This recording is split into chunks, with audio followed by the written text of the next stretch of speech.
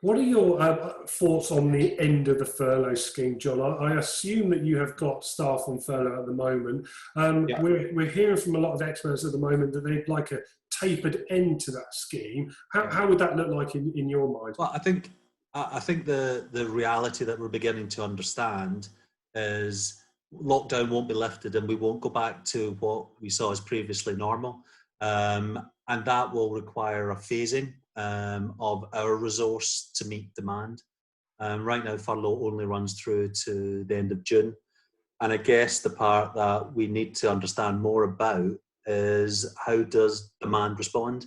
You know, it's great that we are restarting, but I think there's a backdrop of, you know, this has cost people money, our customers money.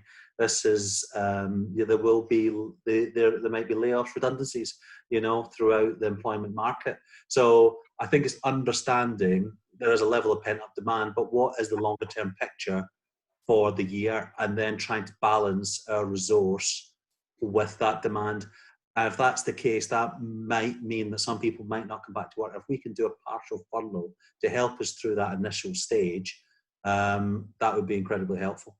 So when it comes to a partial furlough, are you talking the amount of staff that you can have on the furlough scheme, 80%, or are you talking about the amount the government funds? I would, the amount the government fund, that would just be a simple and easy way. You know, I think there's been some criticisms of some of the furlough and some of the government support, but it's been straightforward, and our furlough money arrived within sort of 3 days. So I think it's been an absolutely, you know, it's been fantastic in terms of what it's done. And it's allowed me to take longer term decisions for my business.